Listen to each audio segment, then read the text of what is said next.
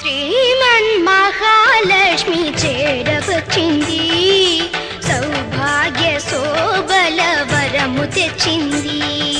శ్రీమన్మహాలక్ష్మి చేరవచ్చింది, సౌభాగ్య శోభల వరము తెచ్చింది.